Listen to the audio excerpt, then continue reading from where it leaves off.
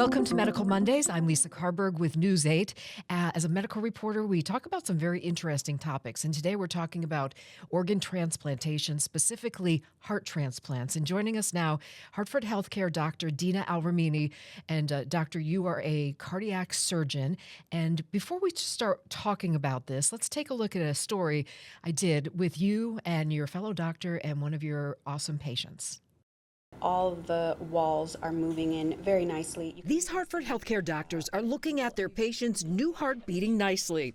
But for 48-year-old Shalane Rose, that wasn't always the case. Couldn't breathe, a lot of pain, I had a ton of blackouts. Shalane had been a CrossFit-loving vegan and couldn't understand it. She was eventually diagnosed with heart failure. Thoracic surgeon Dina Al-Ramini helped get Shalane on a heart donor list, and the waiting began. It's a lot of anticipation, a lot of anxiety, and a lot of hope. She would have probably lived a year or two waiting on the transplant list. After one long year, Shalane's phone rang. Nurse said, Shalane, we have a heart for you and you need to be here right now.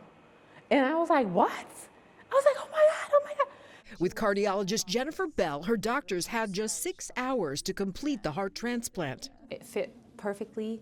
It started actually beating on its own. Sometimes we need to shock the heart. Now, 9 months later, Shalane's cardiac rehabilitation is doing great, says Dr. Bell. I just have to remind her that it's only been a short period of time. Her heart is doing fantastic and that she is recovering in such a fantastic way. Shalane is so grateful for her doctors who advocated for her new lease on life. They really did their thing. They pushed for me. They just did everything that they could for me. So yeah, sorry. Wow, Dr. Al-Ramini, watching you watch that I had goosebumps. Tell me about how Shalane, she came to you and you guys found her and you really advocated for her and you got her on the transplant list and you pretty much saved her life.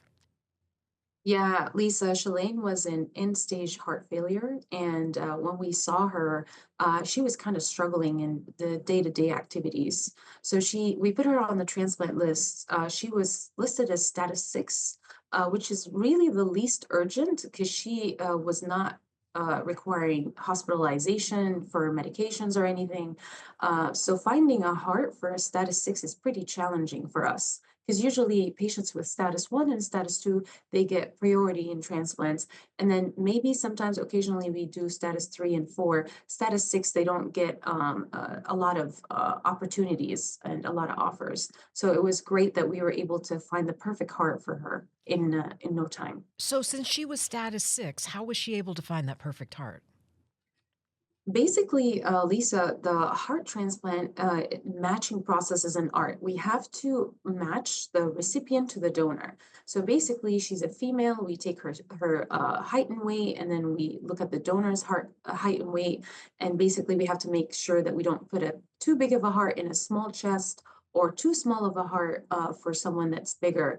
So you need a good size match, and then you need the blood type as well. They have to be matching, and basically just we are comfortable here in Hartford Hospital in taking extended criteria donors. So we kind of it's a medicine, it's an art that we study. So we kind of do the matching process very carefully. It's multidisciplinary, and Dr. Bell and I kind of found this hidden gem heart that we were able to implant in Shalane. And Dr. Bell will be talking with in another segment on this podcast. Tell me, you guys had just 6 hours. How did that play out? Is that normal? So, it's not normal because usually we get around like 1 day, 2 days, 3 days heads up that, hey, we have this heart offer for this recipient and we try to make it work. However, in Shalane's case, it was an out-of-state heart, and then they told us we need to go to the operating room in 6 hours. So, and Shalane wasn't even in the hospital. So we had to call Shalane, bring her from home, and then we had to arrange transportation, which means that we had to arrange for a private jet to fly out of state and go get the heart and then bring it back. It was a very, very tight time window. So, but we made it work, and we're proud of that. And it seems like, I love when you said it just started beating on his own. Is that normal? Tell me what that was all about. Sometimes when we implant the heart, when it fills up with blood, then it starts beating on its own. Sometimes it struggles a little bit, and we need to do some de-airing maneuvers, and we need to sometimes shock the heart to make it work. And Shalane, I was kind of in the process of putting it in, and it just started beating on its own. It kind of felt it was the missing piece that her body was looking for all this time. So, doctor, in simple terms, when you put a new heart in, a transplanted heart, donor heart in, how many attachments, how many microsurgeries, real quick? How does that work? We have about 2 minutes left in this segment. So it's actually a macro and not micro in the heart transplant. They're bigger connections. The heart is connected to the body with five connections. So you have to sew the heart in and reattach it to these connections and make sure that they're perfect. They're trimmed perfectly. They're aligned perfectly. That the heart is not twisted in some way. That you don't have some redundancy here and kinking there. So it's kind of an art, just fitting it in the patient's chest to me is an art. And when you see Shalane now, how do you feel? She's so exuberant. Such a rewarding, wonderful feeling. It's so nice to see her back at her daily living. She's living a great life. She's recovering very nicely. I really just I'm in touch with her because we really connected, and I kind of always check on her, and then I hear about her wonderful news, how lovely she's doing. It's very satisfying and gratifying for us as doctors to see our patients doing well after surgeries. All right, Dr. Al-Ramini, when we come back, we'll talk more about the need for organ donors and transplantation. We are back with Hartford HealthCare heart surgeon, a transplant surgeon, Dina Al-Ramini. We just saw your great work in action with Shalane. Talk a little bit about the need for organ donors in general. There's a lot of need for organ donation, Lisa. Basically, the supply is not matching the demand. There's a lot of patients that are on the wait list. There are dozens of patients that die every day waiting for organs. So it's very important to register as an organ donor. I would encourage everyone to go and register because then you're going to help a lot of people. You can gift someone more than 8 gifts. You can give them your kidneys, your heart, your liver, your lungs, and that's after you pass. And once we confirm that someone has passed, is brain dead, or has a devastating neurological injury with no chance of recovery, and they wish to be organ donors, then we definitely go all over because. That we have a very large wait list for organ donation, and still we have a deficit that we have not filled. Let's talk about the steps to registering. Is it as simple as checking something when you get your driver's license, or is there another step your family should know about should you pass? Tell us about that. Yeah, so basically it is as simple as yes, you checking that box. Basically, when you go to renew your driver's license or register as a new driver, basically they ask you, do you want to be an organ donor? So it's really as simple as that. And then you can say, I do want to be an organ donor. And for people that are not registered as organ donors and they did not really state that they're against organ donation, then if they are have any devastating neurological injuries or they're brain dead, then we do have the conversation with the family. Did he express any wishes, or he or she express any wishes to be organ donors, and then carry it from there. In the United States, it's different. In Europe, every individual is listed as an organ donor by default. Here, you have to actually register and declare that you're interested in organ donation. Very After interesting. Okay. How is a heart one of the hardest ones to get? Tell me where the heart stands. very short supply of hearts. First of all, because even if the donor passes, it's not guaranteed that they have a good functioning heart.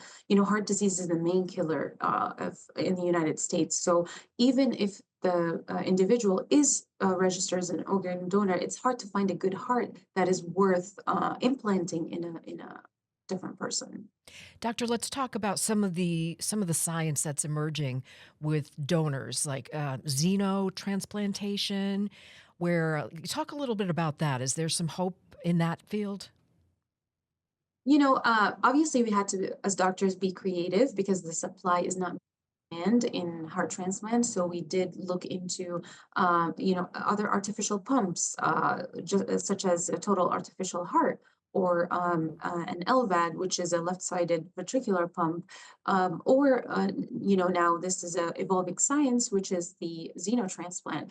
There has been two xenotransplant cases in the United States, but unfortunately, none of them have lived. We are so close to making it, a reality and another modality of care, but there's so much work that we need to put in still because, there's still rejection that we don't know about. We're knocking off some genes in these genetically modified animals, but then we find that the human body is rejecting them in some way.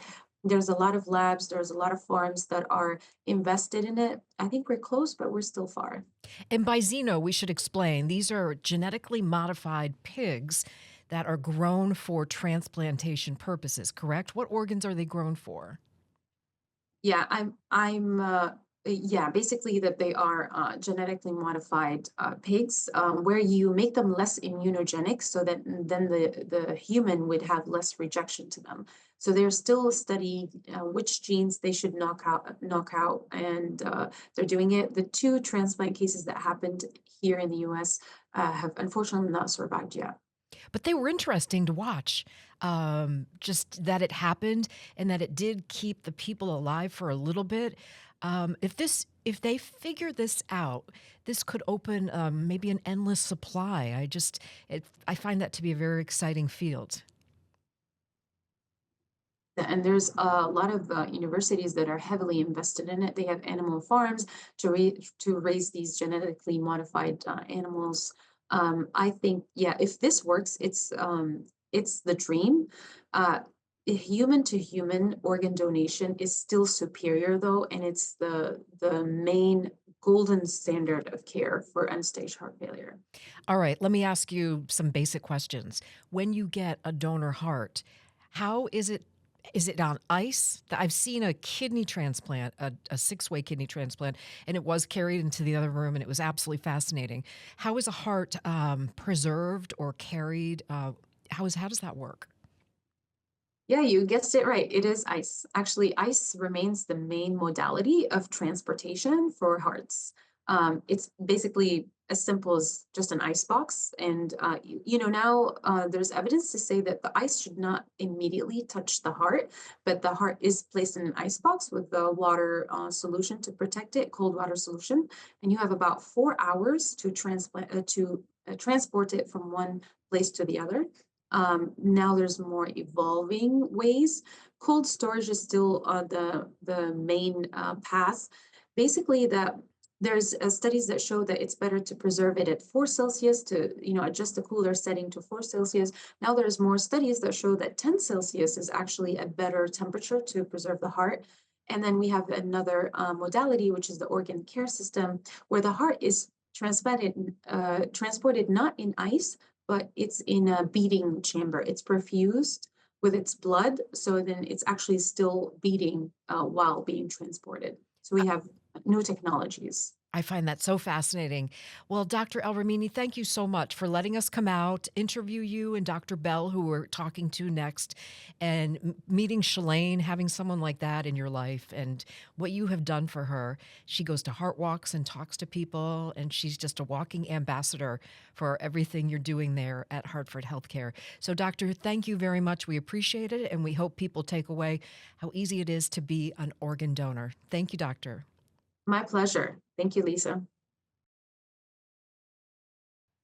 We are back on Medical Mondays talking about heart transplantation.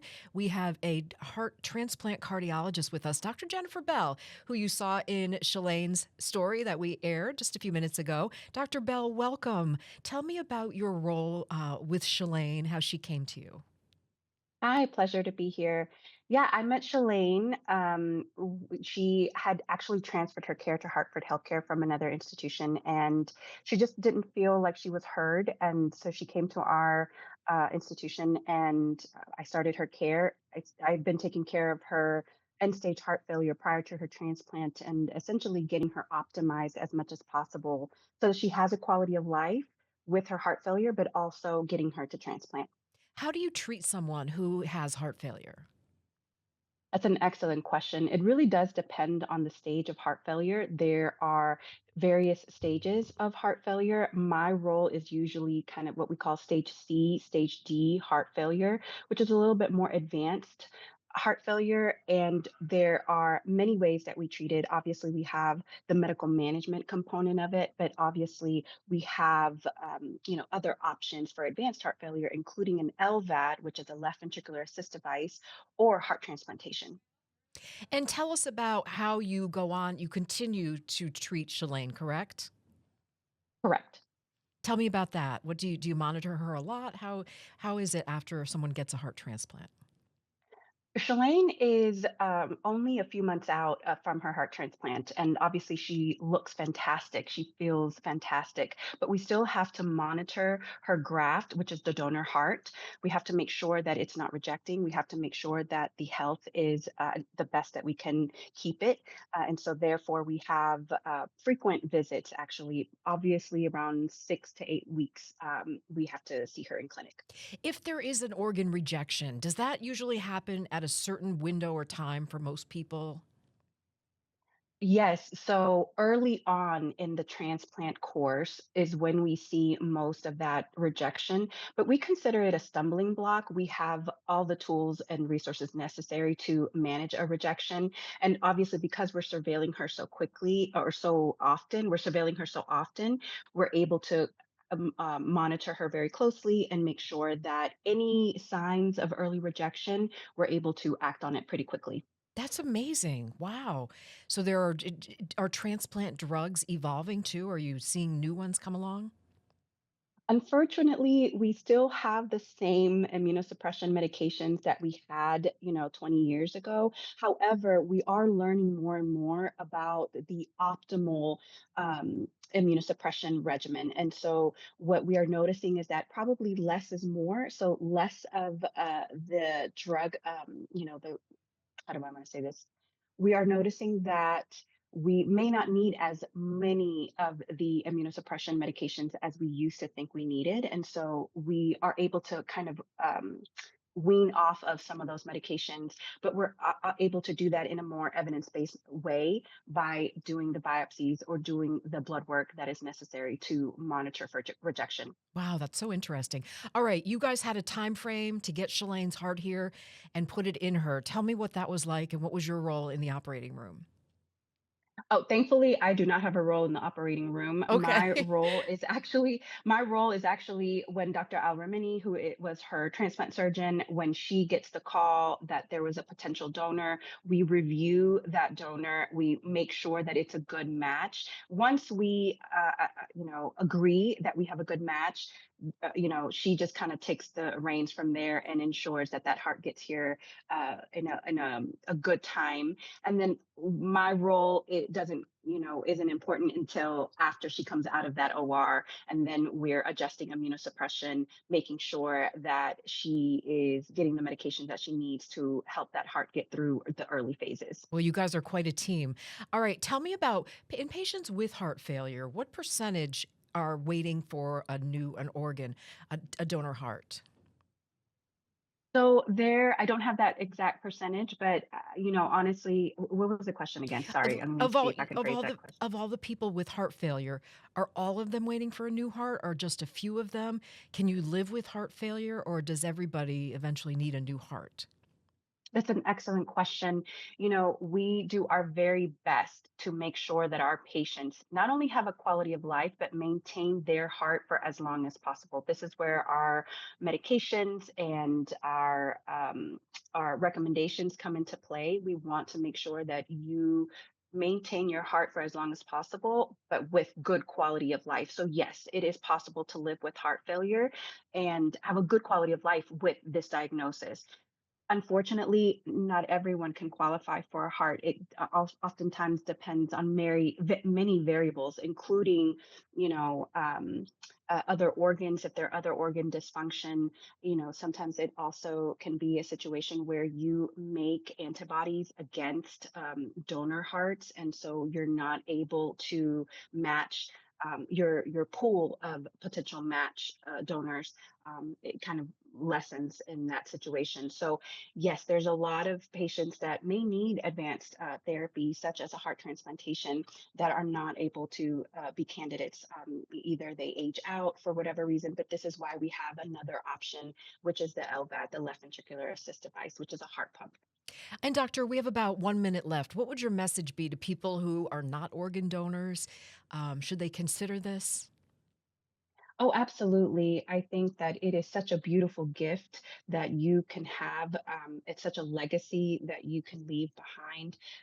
Many patients that are donors, they are able to save 3 to 5 lives depending on where their organs are allocated to. So I believe that it's something to really think about. It's something that it's such a precious gift, and I encourage everyone to really look into that for sure. Dr. Jennifer Bell, transplant cardiologist with Hartford HealthCare. Thank you. Thank you. And Dr. Alvermini for letting us come in and interview you and introducing us to Shalane, because she is truly a bright light once you meet her. And I'm really grateful that I got to profile her for this story. So thank you. And keep saving lives. Thank you so much, Dr. Bell. Thank you.